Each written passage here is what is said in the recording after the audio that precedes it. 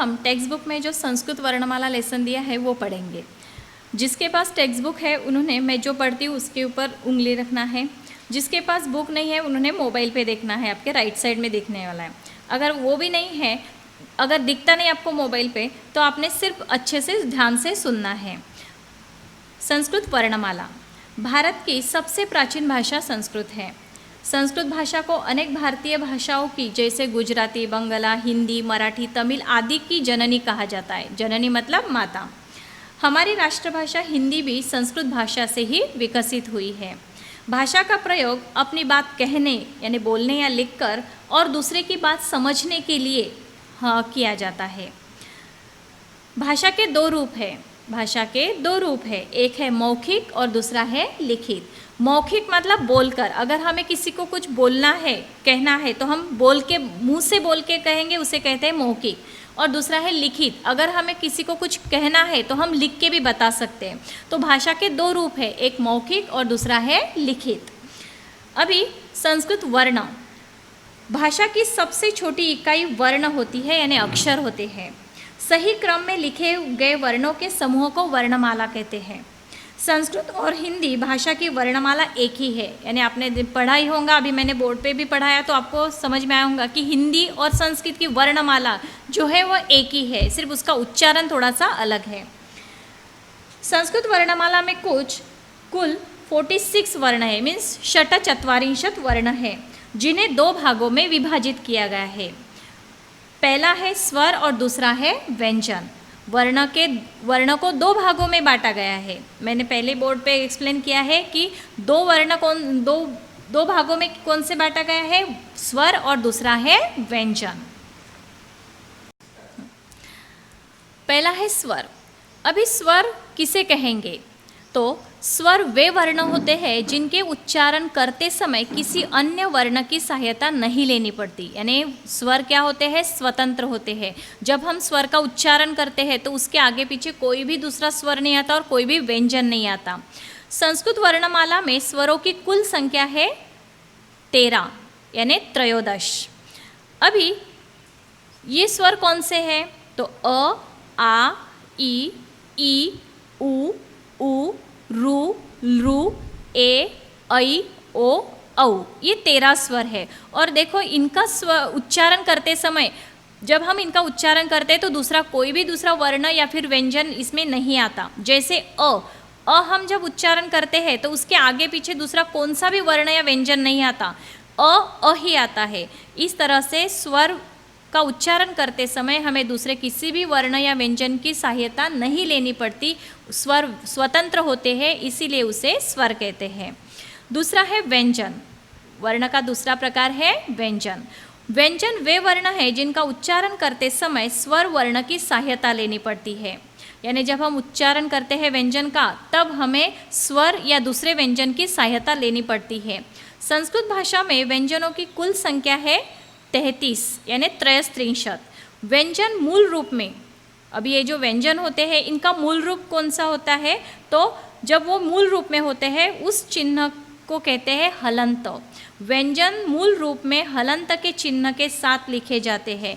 जैसे क व्यंजन का मूल रूप है हलंत क। जैसे मैं आपको एक एग्जाम्पल बताऊंगी, ऐसा देखो सर,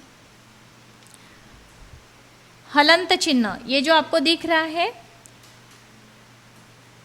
ये है हलंत चिन्ह, इसे संस्कृत में कहते हैं हलंत। अभी एग्जाम्पल देखो, हलंत क अधिक आ, हलंत क अधिक आ।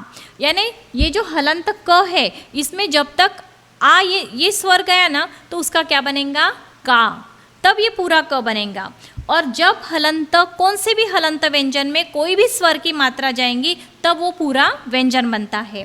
दूसरा एग्जाम्पल, हलंत क अधिक ई, हलंत क अधिक ई, यानी हलंत क में अगर ये छोटी ई का स्वर गया तो क्या बनेगा उसका, की। हलंत क अधिक उ, हलंत क अधिक उ। अब इस हलंत क में उ स्वर गया, उ स्वर है तो हलंत क में ये उ गया तो उसका क्या बनेगा, कु। जब तक कोई भी हलंत व्यंजन में स्वर नहीं जाता तब तक वो हलंत ही रहता है। बाद में है हलंत ख अधिक ए, हलंत ख अधिक ए। इस हलंत ख में ए स्वर गया तो उसका क्या बनेगा? खे। नेक्स्ट, अच्छा, हलंत ख अधिक ओ, हलंत ख अधिक ओ। हलंत ख में अगर ओ स्वर गया तो उसका क्या बनेगा? खो। इस तरह से आपको समझ में आएगा कि जब तक हलंत व्यंजन में स्वर नहीं जाता वो पूरा व्यंजन नहीं बनता। नेक्स्ट पढ़ेंगे कि व्यंजनों को 5 वर्गों में विभाजित किया गया है। व्यंजन कितने हैं? 33 व्यंजन है। तो इन 33 व्यंजनों को अलग अलग भागों में यानी 3 भागों में बांटा गया है। मैंने आपको बोर्ड पे एक्सप्लेन भी किया है, आपको समझ में आएगा। तो पहला देखो कि क वर्ग, दूसरा है च वर्ग, तीसरा है ट वर्ग, नेक्स्ट है त वर्ग और लास्ट है प वर्ग। इस तरह से क से म तक जो व्यंजन है इनको वर्गों में डिस्ट्रीब्यूट किया है, 5 वर्गों में डिस्ट्रीब्यूट किया गया है। अभी क वर्ग में कौन से व्यंजन आते हैं? हलंत क, हलंत ख, हलंत ग, हलंत घ, हलंत ग। इस तरह से बाद में च वर्ग, च वर्ग में कौन से व्यंजन आते हैं? च, छ, ज, झ, न। अभी मैं हलंत नहीं बोलूँगी, हमेशा आपने ध्यान में रखना है कि वो हलंत ही है, हलंत चिन्ह दिखा तो। नेक्स्ट है ट वर्ग, हलंत ट, ठ, ड, ढ, न। नेक्स्ट त वर्ग में कौन से व्यंजन आते हैं? त, थ, द, ध, न। नेक्स्ट प वर्ग, प वर्ग में कौन से व्यंजन आएंगे? प, फ, ब, भ, म। क से म तक वर्गों में डिस्ट्रीब्यूट किए गए व्यंजन, और ये कितने हैं? 25 पंचविंशति व्यंजन है। नेक्स्ट म के बाद में क्या था? य, र, ल, व, य, र, ल, व। ये जो 4 व्यंजन है इन्हें कहते हैं अंतस्थ व्यंजन। इन्हें क्या कहते हैं? अंतस्थ व्यंजन। आपके बुक में वहाँ लिखा नहीं है, लेकिन मैंने आपको बोर्ड पे बताया था कि य, र, ल, व ये अंतस्थ व्यंजन है। और इन्हें अंतस्थ व्यंजन क्यों कहते हैं? क्योंकि जब हम इनका उच्चारण करते हैं तो हम अंदर से, हमारे अंदर से आवाज़ निकलती है, जैसे य, र, ल, व, इसीलिए उन्हें अंतस्थ व्यंजन कहते हैं। नेक्स्ट उसके बाद में है श, श, स, ह। ये 4 व्यंजनों को ऊष्म व्यंजन कहते हैं। ऊष्म क्यों कहते हैं? क्योंकि ये जब हम व्यंजन बोलते हैं तो हमारे मुंह से गर्म हवा निकलती है, जैसे श, श, स, ह, इसीलिए उन्हें ऊष्म व्यंजन कहते हैं। इस तरह से व्यंजनों को 3 भागों में बांटा गया है, एक वर्गीय व्यंजन में, दूसरा है अंतस्थ व्यंजन और तीसरा है ऊष्म व्यंजन। अभी ये जो वर्गीय व्यंजन है इन्हें स्पर्श व्यंजन भी कहते हैं। ये जो क से म तक व्यंजन है इन्हें स्पर्श व्यंजन भी कहते हैं। इन्हें स्पर्श व्यंजन क्यों कहते हैं? क्योंकि इनका उच्चारण करते समय हमारे मुंह में जो जिह्वा है, जीभ है, वो हमारे मुंह के किसी ना किसी भाग को टच करती है, स्पर्श करती है, इसीलिए उन्हें स्पर्श व्यंजन भी कहते हैं। इस तरह से ये 33 व्यंजन हो गए। बाद में है अयोगवाह। ये ना तो स्वर है ना तो व्यंजन, यानी जो अयोगवाह है वो ना तो स्वर है ना तो व्यंजन है। इन्हें केवल चिन्हों के द्वारा दिखाया जाता है और ये 2 होते हैं, जैसे अनुस्वार, एग्जाम्पल दिया है संपन्न, और दूसरा है पंकज। और बाद में है विसर्ग, दूसरा अयोगवाह कौन सा है? विसर्ग।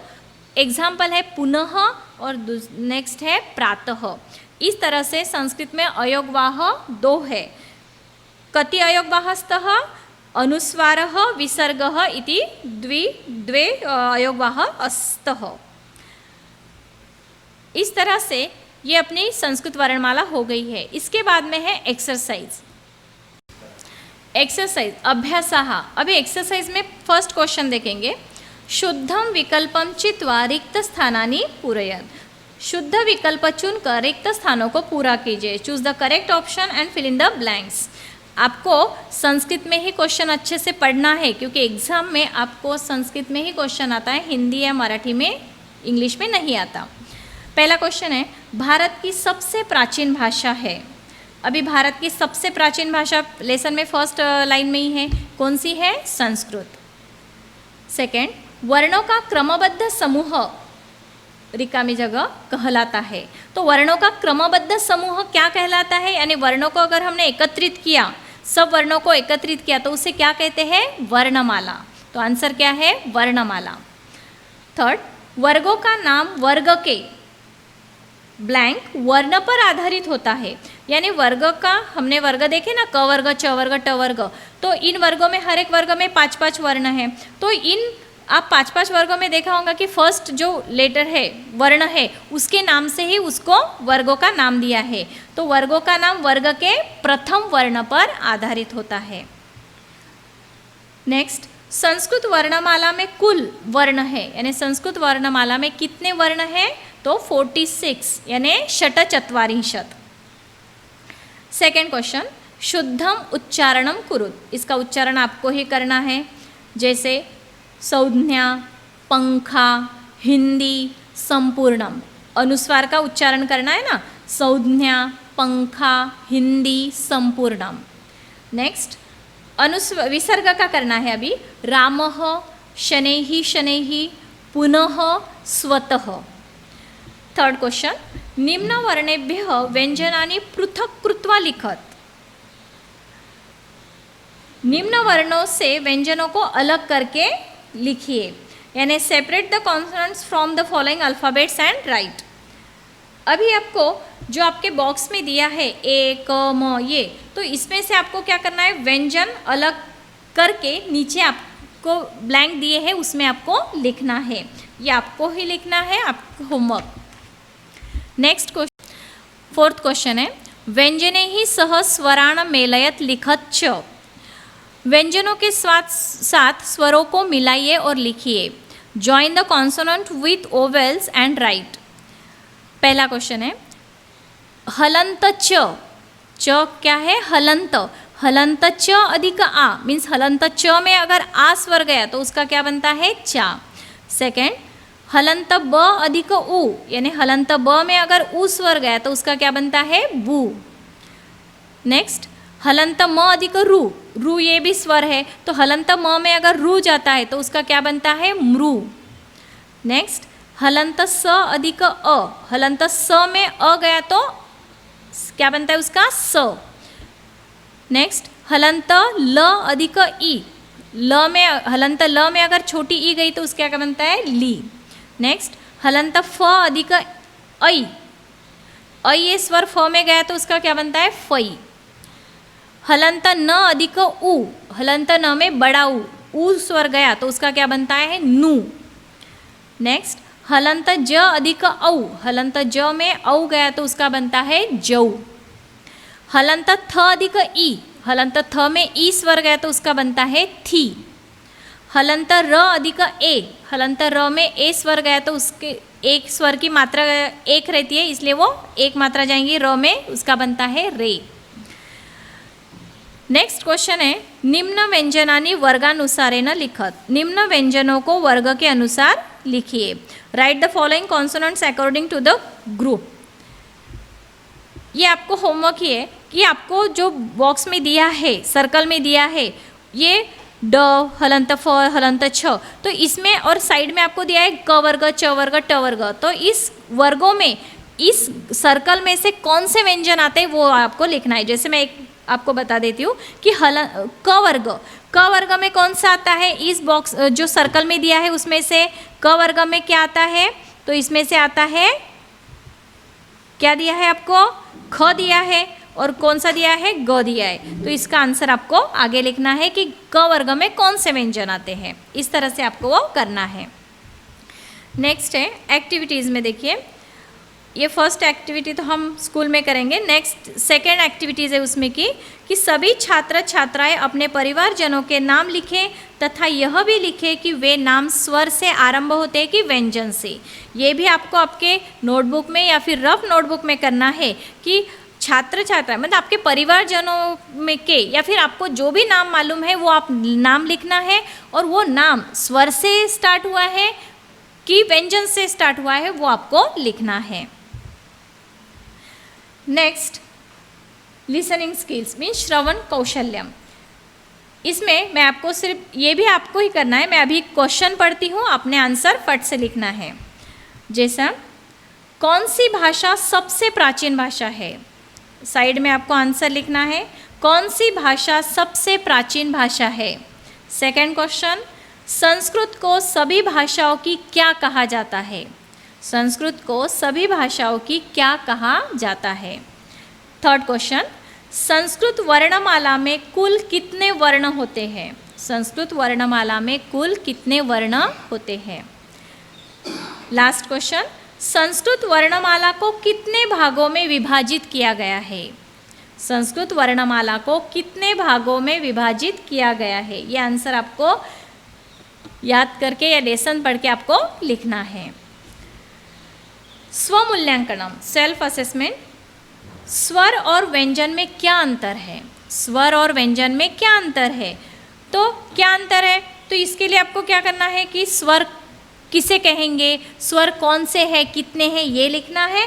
और व्यंजन में व्यंजन किसे कहेंगे, व्यंजन कितने हैं, ये आपको लिखना है। उसके प्रकार भी आपको लिखना है। ये आपको होमवर्क है। व्यंजन में स्वर लगते ही किसका लोप हो जाता है? ये तो एकदम इजी है कि व्यंजन में स्वर लगते ही किसका लोप होता है। हमने एग्जाम्पल देखे, जैसे फोर्थ क्वेश्चन में देखा कि हलंत च अधिक आ चा बन गया, तो हलंत च में स्वर गया तो च का लोप हुआ। तो व्यंजन में स्वर लगते ही किसका लोप होता है? हलंत चिन्ह का लोप होता है। व्यंजन में स्वर लगते ही हलंत चिन्ह का लोप होता है। आपको सेल्फ असेसमेंट का पहला जो क्वेश्चन है, स्वर और व्यंजन में क्या अंतर है, ये आपको लिखना है। वैल्यू बेस्ड क्वेश्चंस, मूल्य परक प्रश्न है। जैसे स्वर व्यंजनों की सहायता करते हैं, क्या आपने भी किसी की सहायता की है? जैसे स्वर व्यंजनों की हेल्प करते हैं, मदद करते हैं और व्यंजन पूरा करते हैं, उस तरह से आपने किसी की हेल्प की है क्या? अगर की है तो आपने 2-3 लाइनों में उसको लिखना है कि आपने किसकी कैसे किस तरह से मदद की है। धन्यवाद।